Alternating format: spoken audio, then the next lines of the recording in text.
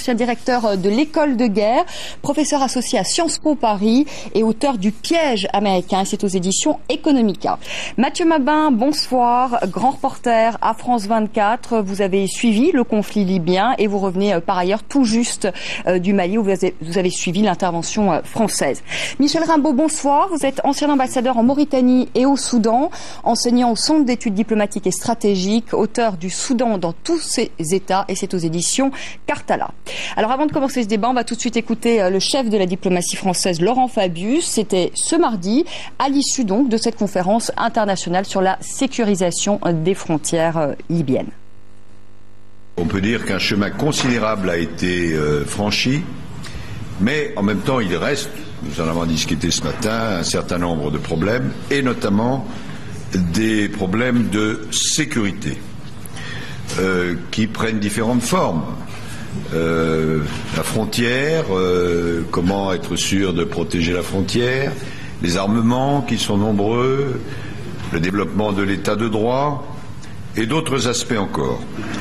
Nous voulons essayer de leur apporter notre appui en matière de recherche de la sécurité. Philippe Lalliot, on a le sentiment aujourd'hui de ne pas avoir eu beaucoup de réponses à l'issue de cette conférence internationale.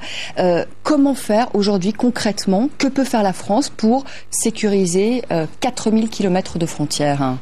Comme l'a dit Laurent Fabius, on peut faire beaucoup de choses, pas la France toute seule d'ailleurs, vous l'avez rappelé, il y avait 14 délégations qui étaient présentes ce matin au Quai d'Orsay, autour de la Libye. On peut faire beaucoup de choses en termes de conseils, de formation, à la fois pour les officiers de l'armée libyenne, mais aussi pour la police. Il y a aussi tout un volet qui est pas seulement de sécurité au sens étroit du terme, mais aussi les programmes en matière de formation des magistrats, puisque le double objectif de cette conférence était la sécurité en effet, mais à la fois la sécurité intérieure, d'une part, et puis d'autre part, tout ce qui concerne en effet la sécurité de la frontière. Alors ça implique en effet des efforts et des programmes de la part de la France, mais aussi d'autres pays et d'autres organisations. Je signale par exemple... combien d'hommes sur place, par exemple? On peut former, vous voulez dire sur place? Sur place, on va envoyer combien de formateurs, par exemple, sur place? On n'en est pas à chiffrer le nombre de personnes qu'on enverra sur place. En revanche, on estime qu'on pourrait former, par exemple, jusqu'à 3000 policiers libyens. Mais j'insiste sur un point, c'est que c'est la France, mais c'est pas la France toute seule. Les 27 États membres de l'Union européenne, par exemple, ont pris la décision il y a une quinzaine de jours d'envoyer là aussi des formateurs pour sécuriser cette frontière libyenne dont vous avez souligné en effet l'importance. Ouais, 4000 km de frontières. Général Desportes, est-ce que c'est réaliste? Est-ce qu'on va pouvoir sécuriser ces 4000 km de frontières? Ça nécessite des moyens. On verra ce que la France enverra, l'Union européenne, les 27. Est-ce que c'est réaliste? Je ne sais pas si c'est réaliste, en tout cas il faut essayer. On sait que ces frontières sont poreuses et qu'elles ont servi non seulement de source, mais qu'elles pourraient servir également de refuge aux terroristes qui se sont emparés de l'Azawa. Donc en tout cas il faut s'y efforcer. Mais comment concrètement? Comment est-ce qu'on peut sécuriser ces frontières? Alors, d'abord, il n'y a pas que la sécurisation. Le problème de fond de la Libye, c'est un problème de développement, c'est un problème de gouvernance, et donc la sécurité et la sécurisation, ça passe aussi par là. On sait qu'au Faisan en particulier, les tribus se battent entre elles, donc il faut arriver à rétablir, à stabiliser la zone, c'est la première démarche. Ensuite, effectivement, il faut fermer. Alors pour fermer militairement, mais ça n'a pas beaucoup de sens, il n'y a pas de solution militaire à ce genre de problème. On peut aider, c'est-à-dire qu'on peut avoir des moyens de renseignement de manière à détecter les convois qui pourraient passer, et puis il faut avoir des troupes prêtes à s'engager effectivement pour empêcher que des terroristes ou des groupes terroristes passent d'un côté à l'autre de la frontière. Donc on peut participer, les moyens militaires peuvent participer à cette sécurisation, mais ce ne sera pas suffisant. Le véritable problème, c'est un problème de pacification, de stabilisation, c'est un problème au fond politique. Alors justement, Mathieu Mabin, est-ce que vous pouvez nous dire aujourd'hui quelle est la situation de la Libye? Vous qui avez couvert ce conflit libyen, est-ce qu'on peut dire aujourd'hui que c'est un État qui est en déliquescence, ou est-ce que le terme est trop fort? Pour qu'il soit déliquescent, il aurait fallu qu'il se redresse après la chute de Mouammar Kadhafi. C'est pas tout à fait ce à quoi on a assisté. On se souvient qu'il y a eu une succession de processus électoraux qui étaient plutôt encourageants. On se souvient notamment de la création d'un parlement où il y avait une représentation des femmes qui était assez importante. Un des signaux encourageants qui conduisait à un modèle démocratique satisfaisant pour les nations occidentales qui avaient soutenu la rébellion libyenne. Donc pas de déliquescence dès lors qu'il n'y a pas eu de construction réellement. La Libye est encore en construction et elle est freinée par ce que l'on vient d'évoquer, notamment. D'abord des problèmes de sécurité, des problèmes de gouvernance, effectivement. Il n'y a pas de cohésion libyenne aujourd'hui à proprement parler. Je dirais même qu'il y a une cohésion libyenne qui est inférieure à celle qu'elle a été sous Mouammar Kadhafi. C'est ça qui est préoccupant. Les grands vainqueurs... La situation est pire, ce que vous voulez nous dire, que sous Mouammar Kadhafi. Oui et non, parce que la Libye marche vers la démocratie. Donc ça, de toute façon, c'est une victoire. Et c'est une victoire acquise par les bras des combattants libyens avec le soutien des nations occidentales qui ont permis la chute de Kadhafi. Maintenant, il y a effectivement en Libye ces Katiba. Le problème est beaucoup moins, à mon avis, tribal aujourd'hui que une conséquence directe des grands vainqueurs de la révolution libyenne, ceux qui ont versé leur sang pour vaincre les armées de Kadhafi et reconquérir leur territoire, conquérir leur territoire. C'est les Katiba de Zintan, les Katiba de Misrata notamment. Les Katiba, on dit, ce sont donc des écoles de formation. En réalité, ces unités qui s'étaient constituées en unités combattantes pour renverser Mouammar Kadhafi. Les plus célèbres étant celles qu'on vient de nommer, le Zintan et Misrata, et qui aujourd'hui sont finalement presque plus puissantes que l'armée régulière libyenne.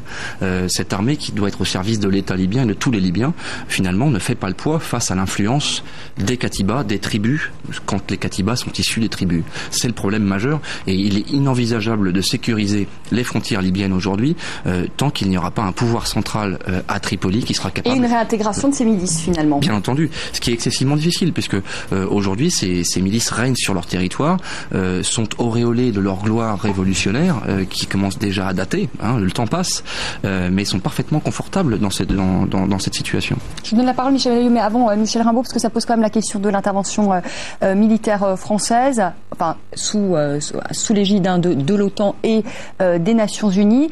Est-ce que finalement, on est intervenu ponctuellement, on a fait chuter le colonel Kadhafi, et puis on est parti. Est-ce que c'était pas une erreur finalement? Moi, je pense que la situation, effectivement, je crois que j'ai rien à rajouter à ce qui a été dit. Bien, la situation est complètement chaotique. En fait, on a des trucs comme il y avait un État qui était un peu folklorique, c'est vrai, mais c'était un État tout de même qui avait des institutions. Je pense que le spectacle, mais pas de démocratie quand même. Mathieu Maban l'a quand même rappelé. Non, oui, mais enfin bon, il y avait une redistribution des richesses. Bon, enfin, peu importe. Je pense qu'il y avait un État quand même et que c'est une situation chaotique qui s'est établie à la place. Bon, j'ai entendu, pendant un moment, il n'y a pas si longtemps que ça, on parlait de 500 milices qui faisaient la loi. On n'a pas l'impression qu'il y a beaucoup de gouvernements en Libye, en tout cas. Donc s'il y en a, il y en a. Mais la question que je vous pose, je vous la repose. La France est intervenue, on a fait tomber le colonel Kadhafi, on a fait tomber une dictature. Est-ce que la France n'aurait pas dû rester sur place jusqu'à l'établissement d'un État de droit, ou en tout cas aider? Parce que finalement on dit on veut aider aujourd'hui la Libye, mais est-ce qu'il ne fallait pas l'aider? Je vais vous poser la question plutôt à vous. Alors Philippe Lalliot, est-ce qu'il ne fallait pas rester sur place et pas se poser la question maintenant? Je voudrais revenir d'un mot, puis après je répondrai à votre question. Le ministre des Affaires étrangères libyen a dit une chose très intéressante à l'issue de la conférence de ce matin. Il a dit qu'on ne pouvait pas traiter de la sécurité sans traiter du développement. Pas de sécurité sans développement, pas de développement sans sécurité. De même, on ne peut pas traiter de sécurité sans investissement. Les deux sont très liés. Et dernière chose, on ne peut pas parler de sécurité sans traiter également de démocratie et d'état de droit. Tout ça va ensemble. Et c'est une action coordonnée. Encore une fois, toute la communauté internationale sur ces trois plans qui feront que la Libye évoluera dans le sens qu'on souhaite. Pour répondre à votre question, je crois aussi que il faut quand même rappeler que la Libye est sortie de 42 ans de dictature. Et après 42 ans de dictature, on ne recrée pas des structures démocratiques, on ne recrée pas un état de droit, on ne recrée pas un ciment national entre toutes les communautés comme ça du jour au lendemain. Ça, c'est pour répondre à votre question, c'est-à-dire que on reste en Libye, on reste aux côtés des Libyens sous des formes différentes de celles qui ont été pratiquées au moment de la chute de Mouammar Kadhafi, mais encore une fois avec cette volonté très claire de traiter tous les problèmes en même temps, d'une part. D'autre part, deuxième remarque, on ne traitera pas de la Libye toute seule dans cette région et de sa sécurité. C'est-à-dire qu'il faut aussi une démarche qui soit globale et à l'échelle régionale. Quand on parle de sécurité, on parle de frontières. Nécessairement, on parle d'au moins 2 États, sinon plus. Et donc, il faut traiter... On va en parler tout à l'heure parce que justement, Sergueï Lavrov, le chef de la diplomatie russe, estime que la France n'a pas de vision régionale. Je vous ferai réagir là-dessus. Mais donc, si je vous entends bien, on n'est pas parti trop tôt. voilà, on est toujours aux côtés des Libyens. Vous partagez? Il y a un problème qu'on n'a pas traité, qui est le problème des armes, en effet, notamment. Mais pour le reste, c'est un processus de longue haleine qui prendra du temps.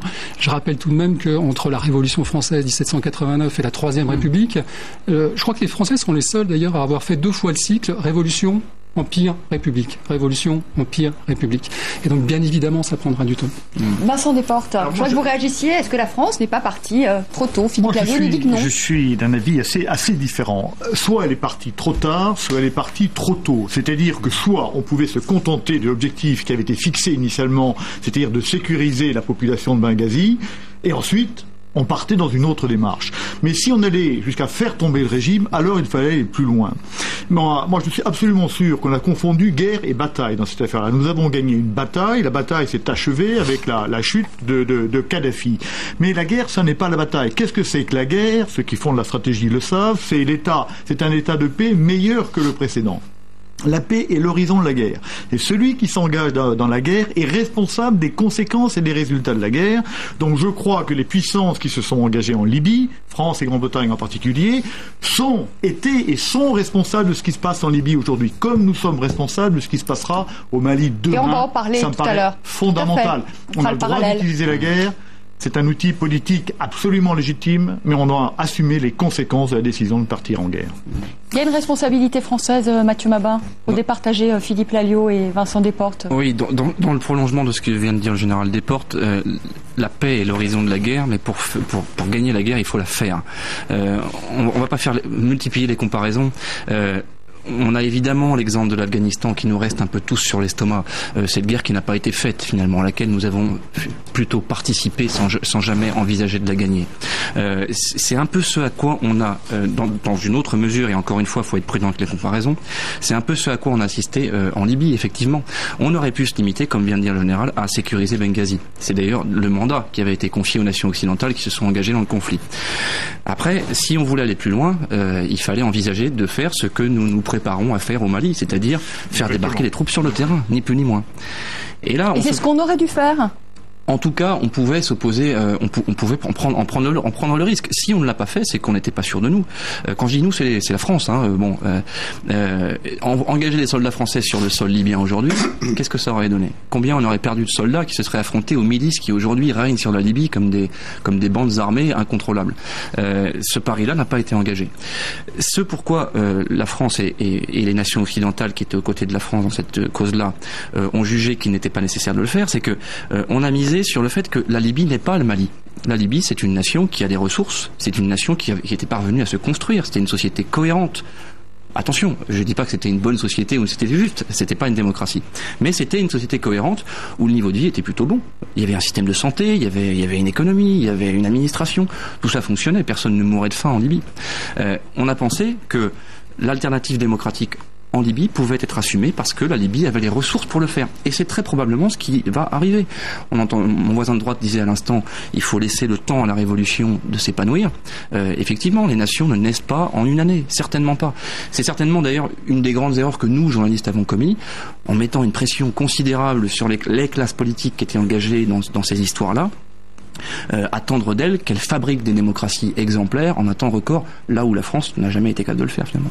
Vincent Desportes, vous voulez réagir? Tout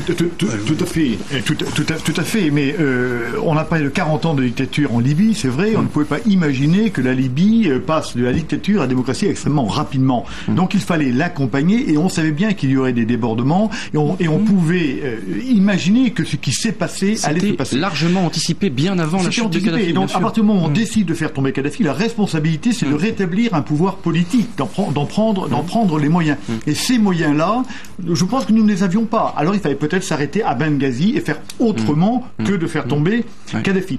En sachant bien, est-ce que c'était la volonté initiale d'aller jusqu'au bout? Est-ce que c'est pas une espèce de démarche habituelle à la guerre où on se donne un premier objectif et la guerre par elle-même finit par définir un deuxième objectif sans qu'on en ait bien compris les conséquences politiques? Moi je crois qu'on a plutôt été dans ce genre de démarche qui n'a pas forcément été assez maîtrisée. On a tous eu à l'esprit à un moment du déclenchement de la guerre en Libye que la démarche de Nicolas Sarkozy, parce qu'il faut bien rappeler que c'est lui qui a engagé cette guerre, était pas tout à fait rationnelle. On y a tous pensé. On a tous vu la France s'engager dans ce conflit en étant parfaitement incapable de faire de la prospective et de répondre aux questions. Et après, qu'est-ce qui se passe? Pas plus les militaires français que les diplomates français, que les politiques français. Clairement pas. On ne savait pas ce qui allait se passer.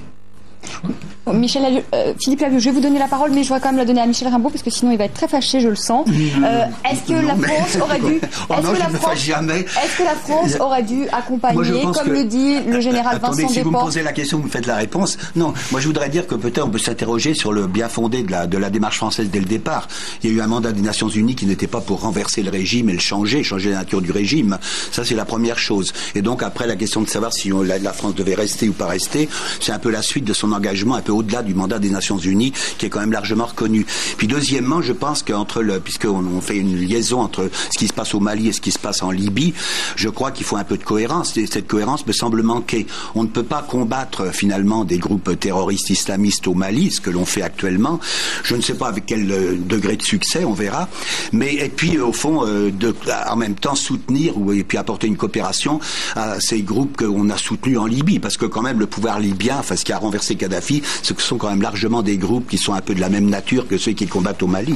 Et donc il n'y a pas beaucoup de cohérence, me semble-t-il. On pourrait d'ailleurs étendre le problème à la Syrie et en disant que ce sont un peu que nous combattons au Mali les groupes que nous avons soutenus en Libye. Qu'un jour les islamistes sont nos amis et le lendemain ce sont nos ennemis. C'est-à-dire qu'ils sont nos amis, je suppose que ce sont nos amis, mais enfin ce sont ceux qu'on combat, en tout cas que nous combattons en tout cas au Mali. Ce sont eux par contre que nous avons soutenus en Libye, que nous avons aidés à participer au pouvoir et à instaurer une situation de chaos. Et ce sont ceux que nous soutenons en Syrie pour essayer de renverser le régime qui est en place. Et je pense que ça manque de cohérence et de cartésianisme. Et c'est ce que dit aussi Sergueï Lavrov, qui est le chef de la diplomatie russe, que nous allons écouter dans la deuxième partie du débat. Où va nous mener cette guerre au Mali? Est-ce que ça va être la même chose que la Libye? Eh bien, nous poserons la question à nos invités. À tout de suite. En Libye, la guerre au Mali, y a-t-il un risque de déstabilisation de tout le Sahel? Eh bien, nous posons ce soir la question à nos invités, alors que s'est tenue ce mardi à Paris une conférence internationale sur la sécurisation des frontières en Libye. Je vous présente très rapidement nos invités. Philippe Lalliot, porte-parole du ministère français des Affaires étrangères, le général Vincent Desportes, ancien directeur de l'école de guerre, professeur associé à Sciences Po Paris, Mathieu Mabin, grand reporter à France 24, qui a couvert le conflit en Libye et qui revient du Mali, Michel Rimbaud, qui est ancien ambassadeur en Mauritanie et au Soudan, enseignant au Centre d'études diplomatiques et stratégiques. Avant de reprendre ce débat, eh bien, je vous propose d'écouter enfin, parce qu'on en a parlé dans la première partie du débat, du chef de la diplomatie russe, Sergueï Lavrov. C'était le 10 février à Moscou et Philippe Lalliot réagira derrière. Au Mali, la France combat aujourd'hui ceux qu'elle a armés hier en Libye en combattant Kadhafi, tout en violant l'embargo imposé par le Conseil de sécurité. Pour l'instant, les Français avancent avec succès à travers le pays en occupant des positions déjà abandonnées par les terroristes. Mais où sont les terroristes? Il y a des chances qu'ils se soient déployés dans les pays voisins. Alors Philippe Lalliot, est-ce que vous combattez au Mali ceux que vous avez armés hier en Libye, comme l'affirme le chef de la diplomatie russe? Je crois qu'on a toujours dit, en tout cas le ministre des Affaires étrangères, qu'on retrouvait au Mali, entre les mains des terroristes qu'on combat, en effet aujourd'hui, des armes qui avaient été dispersées à partir de la Libye, sous différentes formes d'ailleurs. Certaines milices sont passées avec des armes et bagages à la chute de Kadhafi depuis la Libye sur le Mali. Il y a eu beaucoup d'armes qui se sont retrouvées sur le marché noir. Et ces groupes terroristes qui sont gavés de l'argent tiré du trafic de drogue notamment, et du trafic d'otages également, ont pu se fournir sur ces marchés et acheter ces armes. Donc en effet, mais ça c'est quelque chose qu'on dit depuis longtemps.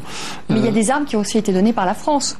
On se souvient même de ces largages d'armes à proximité justement de ces katibas, etc., qui ont été aussi saisis par les djihadistes. Et ce sont aussi des armes françaises. Il y avait de manière générale beaucoup d'armes en Libye. On en a livré également. Et d'ailleurs, c'est un des enseignements, une des leçons qu'on a tirées de ce qui s'est passé en Libye qui explique aujourd'hui l'embargo sur les armes, par exemple, à destination de la Syrie. La raison pour laquelle on ne veut pas... Donc c'était une erreur? Vous dites aujourd'hui c'était une erreur? Dans le contexte de l'époque, certainement. Et je dois dire, pour rebondir sur ce qu'on disait tout à l'heure, c'est qu'on tire aujourd'hui, je crois, les leçons de l'intervention en Libye, de l'intervention en Afghanistan, dans ce qu'on fait au Mali. Et il y a beaucoup d'enseignements à en tirer. tirer de façon à ajuster l'action de la communauté internationale. Moi, j'en vois au moins 4. Il faut des objectifs clairs. Il faut un calendrier et des échéances qui soient précises. Il faut un très fort soutien international. Et pour finir, on pourrait certainement en tirer d'autres. Et quatrièmement, pour finir, il faut une approche qui soit une approche globale. Comme le disait le général Desportes, il faut en effet gagner la guerre, mais il faut en effet derrière aussi gagner la paix. Et donc, il faut traiter des problèmes politiques, de réconciliation nationale. Il faut traiter des problèmes humanitaires et de développement, en plus de problèmes sécuritaires. Alors, je voudrais qu'on regarde cette carte parce que pour que nos téléspectateurs comprennent bien que ce qui se passe aujourd'hui au Mali est l'une des conséquences de la guerre en Libye, puisqu'il y a beaucoup notamment de Touaregs armés qui sont partis donc de la Libye et qui ont rejoint le Mali. On le regarde ici. Et si vous voulez bien aussi un peu peut-être la commenter avec moi, Mathieu Mabin, parce que vous connaissez bien ces deux territoires. On dit aujourd'hui que des djihadistes que la France combat au Mali, ce seraient réfugiés dans le sud-ouest libyen. Est-ce que c'est plausible? Oui, c'est tout à fait plausible. Mais comme si on peut revoir la carte en même temps que Mathieu parle, merci. Comme il est plausible que des chefs djihadistes se soient réfugiés à l'intérieur du territoire mauritanien et même algérien. L'une des grandes surprises du conflit au Mali, au moment où on se parle, c'est que les Algériens ont l'air d'avoir tenu leur promesse de verrouiller la frontière algérienne. Donc c'est possible. L'autre grande surprise, c'est la frontière mauritanienne. Les Mauritaniens semblent aussi avoir tenu leur promesse, ce qui était tout à fait difficile à imaginer il y a encore quelques mois. On sait que la frontière mauritanienne était une passoire il y a quelques mois. Visiblement, ça n'est plus le cas et c'est ce qui a permis aux troupes françaises de remonter vers le nord Mali jusqu'à tracer une ligne qui va de Gao à Tombouctou et pousser encore plus loin jusqu'à pousser les groupes djihadistes dans les contreforts au-dessus de Kidal, ce qui est tout à fait inespéré finalement en un mois. C'est tout à fait surprenant. Maintenant, ça ne signifie pas que les frontières, qu'elles soient algériennes, mauritaniennes ou même libyennes, lorsqu'on a enjambé le Niger, soient totalement étanches. Les frontières étanches n'existent pas. Il faut s'attendre effectivement à ce que quelques chefs djihadistes puissent trouver la fuite, puissent trouver refuge dans leurs caches qui sont disséminés dans ces pays absolument immenses. On n'est pas à l'échelle de la France. Il faut se rappeler de la taille du Mali, c'est considérable. Maintenant, ce qui n'est plus possible aujourd'hui, c'est le ravitaillement de ces groupes djihadistes de manière massive, comme c'était le cas autrefois. Quand je dis autrefois, c'est il y a un mois. Lorsque des convois de camions-citernes traversaient les frontières et convergeaient vers le Mali pour ravitailler les groupes islamistes en carburant, en armement, ou en fonds, ou en vivres, tout simplement. Ça n'est plus possible. Donc je ne crois pas qu'il faille considérablement fantasmer sur la porosité des frontières aujourd'hui. Je vous propose d'écouter le Premier ministre libyen, qui était cet après-midi l'invité de France 24 et qui dément justement la présence d'éléments du Moudjahou sur le sol libyen. On l'écoute. Ce n'est pas vrai. Depuis le début de la crise, nous surveillons les frontières. L'armée de l'air est sur place. Et nous lui avons donné l'instruction de viser toute personne qui tenterait de traverser les frontières illégalement, y compris en les bombardant. Voilà, vous pouvez retrouver cette interview exclusive sur l'antenne de France 24, l'antenne arabophone. C'est ce soir à partir de 21h45, heure de Paris. Michel Rimbaud, est-ce que c'est toute la région aujourd'hui sahélo-saharienne qui risque d'être déstabilisée entre la Libye, entre le Mali aujourd'hui? Est-ce qu'il y a un risque? Il y a l'Algérie également qui est touchée. Moi, je pense que l'Algérie vient d'annoncer la fermeture de ses frontières avec le Mali. Et puis il y a un lien entre l'AQMI. L'AQMI est un mouvement qui est né en Algérie, à la fois dans le sud algérien et en Kabylie.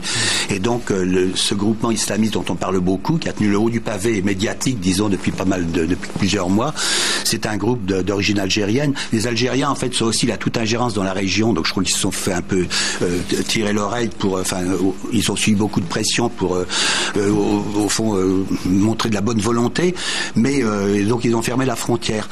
De toute façon, je crois qu'ils sont déstabilisés, ils sont entraînés malgré eux dans la guerre. Je crois que l'un des résultats, au moins tout se passe comme si l'un des résultats de l'intervention armée française finalement au nord Mali, au Mali, ça avait impliqué réallumer un peu la guerre, disons, contre les groupes islamistes en Algérie. l'Algérie, puisqu'on a vu ces attentats qui ont eu lieu. Alors effectivement, il n'y a pas de lien qu'on peut annoncer, mais les attentats qui ont eu lieu, les attaques qui ont eu lieu avec les prises d'otages, etc., ça touchait des sites extrêmement sensibles et stratégiques qui n'avaient jamais été touchés pendant la guerre civile dans les années 90 à 2000 en Algérie. Donc je pense que les Algériens sont très inquiets et en même temps ils refusent l'ingérence, ils considèrent que c'est leur zone d'influence. Et j'ai entendu moi depuis longtemps que tout le monde était persuadé, notamment les experts militaires, qu'il y avait une seule armée dans la région qui aurait pu venir à bout peut-être ou savoir traiter les groupes islamistes du Mali, c'était l'armée algérienne, mais ils ne le voulaient pas parce qu'ils estimaient qu'il fallait lier la diplomatie, puisqu'il y a eu 2 accords d'Alger sur le Mali avec les rebelles Touaregs, et qu'il fallait lier la diplomatie et la guerre si on veut.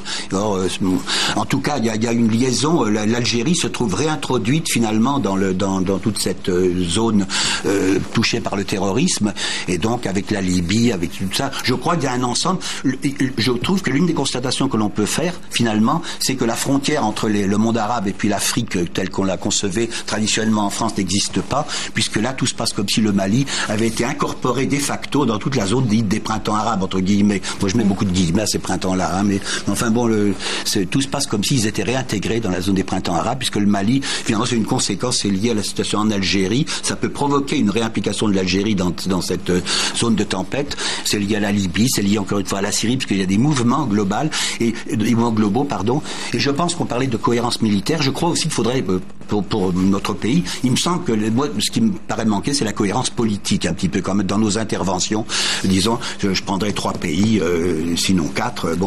Entre la Libye, la Syrie d'une part et le Mali d'autre part, je trouve qu'il y a un manque de cohérence politique. Je pense que c'est important. C'est ce qui met à l'aise un pays pour intervenir. Syrie, on intervient au Mali.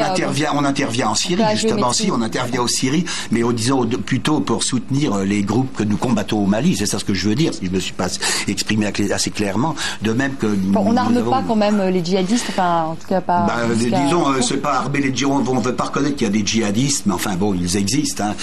C'est ce que l'on fait. On a une implication quand même très très forte en Syrie, je crois. De même qu'on a eu une implication très très forte en Libye. Et c'est pas les mêmes. Ceux qu'on combat d'un côté, on les soutient de l'autre. Sur le thème de la cohérence, tout de même, sur le thème de la cohérence, parce que là, on est un peu, je crois, en train de mélanger tout. Oui, parce que voilà, moi je voudrais rester sur la zone sahélo-saharienne. Oui, on parle de la Syrie aussi, mais justement sur le Sahel, ça fait des mois que la France dit que ce qui se passe dans cette zone du Sahel, et plus particulièrement au Mali, mais pas seulement au Mali, est grave et nécessite une action urgente. C'est la France qui a poussé les 3 résolutions successives sur le Mali au Conseil de sécurité à New York. Mais je peux vous dire la même chose, Philippe Lalliot, sur la Libye ? Non, mais ce que je veux dire, oui, parce que ce que je veux dire par là, c'est que l'attention de la France a été attirée non seulement sur le Mali, elle a cherché à attirer l'attention de la communauté internationale sur le Mali, mais sur toute la zone du Sahel. Et ça, je vous rappelle tout de même, par exemple, que c'est la France qui a porté cette réunion qui marque un tournant à New York en mars de l'Assemblée Générale des Nations Unies, le 26 septembre très exactement. Et la réunion porte sur le Sahel en entier, pas seulement sur le Mali, mais sur la Mauritanie, sur le Niger, sur la Libye, sur tous ces pays qui entourent le Mali. Quand le président de la République prend la décision d'intervenir au Mali, les objectifs sont assez clairs et dès le départ, on dit il y a un risque de constitution d'un sanctuaire terroriste au Mali et la menace que font peser ces groupes terroristes, elle est sur le Mali, sa population, bien évidemment, mais elle est sur tous les pays limitrophes et au-delà des pays limitrophes, sur les intérêts des Européens ou des Américains, etc., etc. Quand on parle des Algériens, ça n'est pas un hasard. Si les Algériens nous ont rejoints, c'est parce qu'on a discuté avec eux, qu'on leur a dit voilà, c'est dangereux. Mais est-ce qu'on mesure, pour Philippe Lalliot, les conséquences aussi d'une intervention ? C'est-à-dire qu'il y aura un risque peut-être de dissémination aussi de ces djihadistes au Niger, dans d'autres pays limitrophes. Mais bien sûr qu'on le mesure. Qu'à un moment, ils vont peut-être se reconstituer. Bien sûr qu'on le mesure, mais permettez-moi tout de même de vous dire... Est-ce qu'il y aura une vision, cette fois, qu'il n'y a peut-être pas eu pour la Libye ? Bien sûr que oui. Et que fallait-il faire ? Ne rien faire ? Ne pas intervenir ? Mais la Libye, on a eu le même argument aussi. Non, que fallait-il faire ? Ne rien faire ? Non, parce qu'à ce moment-là, on avait un sanctuaire terroriste constitué dans un État. Mais bien évidemment qu'on a pris en compte les risques liés à la porosité des frontières. Bien évidemment, on a eu des discussions avec les Algériens. Je vous rappelle quand même une menace. Ce qui s'est passé, une menace. Et prise d'otage, hein. On a dit, ça montre tout de même que le risque, il est pour le Mali, oui, la région, oui, mais au-delà, pour tous ceux les ressortissants des pays qui se sont retrouvés embarqués dans cette tragédie. Sans la visite de François Hollande à Alger il y a 3 mois, il n'y avait pas d'intervention possible au Mali, ça c'est certain. Et bien évidemment, sans un verrouillage de la frontière algérienne, il n'y avait pas d'intervention au Mali. Avec les Mauritaniens, le Niger également. Donc quand on parle de cohérence, je crois qu'on peut dire là que la France a une vision qui est une vision régionale sur le Sahel. Peut-être qu'il nous a manqué cette vision, peut-être par le passé, parce qu'on a soutenu le président ATT qui n'a pas fait grand-chose. Je vous dis, on tire les leçons de nos erreurs passées. On tire les leçons de nos erreurs passées. C'est pour ça que la comparaison entre la Libye et le Mali sont des comparaisons dangereuses. Le Mali est un dossier à l'échelle de la France. Mais vous comprenez, Mathieu, qu'on puisse poser la question toujours des risques des interventions. Je posais la question générale des portes. On regarde l'Irak, on a dit qu'on n'y serait pas très longtemps. On regarde l'Afghanistan, on regarde la Libye, on se dit c'est franchement un échec. C'est probablement pas à l'échelle des nations qui s'y sont engagées. Or, pour le Mali, lorsqu'on regarde la carte, lorsqu'on regarde la menace, c'est un dossier à l'échelle de la France, à l'échelle des forces armées françaises et de ses alliés, les troupes de la CEDEAO et évidemment les troupes maliennes. Général Desportes. Alors, je voudrais revenir un peu sur ce qui a été dit. Moi, ce que je regrette un peu, c'est qu'effectivement, la France avait pris conscience de ce problème dans le Sahel depuis de longs mois. Par contre, elle n'a pas agi. Nous aurions placé 200 soldats à Bamako depuis 4 mois. Ça aurait coûté pratiquement rien et ça aurait évidemment empêché que les djihadistes ne cherchent à tirer parti de la fenêtre d'opportunité qui s'ouvrait.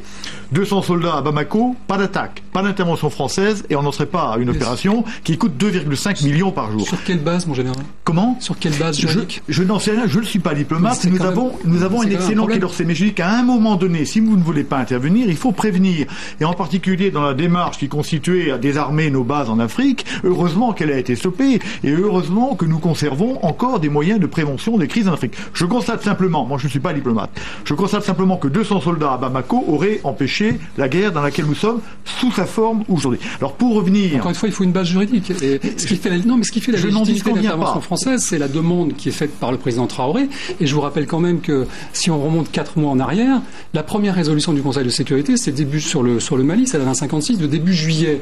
Donc il y avait déjà un processus qui était lancé, mais on ne fait pas ce genre de choses sans, encore une fois, un très fort soutien international. Je n'en conviens pas, mais peut-être ce soutien aurait-il pu être trouvé auparavant, et peut-être aurait-on pu passer dans les conditions de l'égalité internationale des soldats à Bamako. Mon constat, c'est ça. 200 soldats à Bamako, pas d'intervention française, et des millions économisés. Donc cherchons à prévenir les crises en Afrique, nous avons des responsabilités, maintenons des capacités d'intervention, maintenons des bases qui nous permettent d'exercer ces responsabilités et de protéger nos ressortissants. Les moyens diplomatiques, je les connais pas, mais ça me paraît, c'est une évidence. Alors maintenant, les risques de la guerre, il y a toujours des risques. Je crois... Il fallait faire ce qui a été décidé. On aurait pu l'empêcher par le moyen que j'ai donné, mais il fallait intervenir. C'est absolument clair. L'action est toujours un risque. La guerre est toujours un risque. Et la guerre ne se passe jamais comme prévu.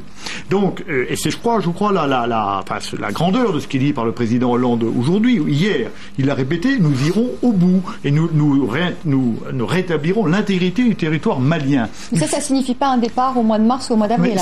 À mon sens, de militaire, c'est totalement incompatible pour personne n'a dit qu'on partirait au mois de mars. Début de retrait. Bon, mais si tout se passe comme prévu, début de retrait. Non, mais rien ne se passe jamais comme prévu. La guerre ne se passe jamais comme prévu. Ce qui est vrai, vous l'avez dit tout à l'heure, Philippe Alliot, il faut avoir un objectif clair. Oui. Et on a un objectif clair. Et ensuite, la stratégie, c'est avoir un objectif et s'adapter aux circonstances, mais en sachant que ça prendra du temps. La deuxième question, c'est est-ce que c'est une guerre à la portée des armées françaises? D'abord, quand on compare l'Afghanistan et le Mali, les conditions géographiques, les conditions historiques, les conditions sociales sont complètement différentes.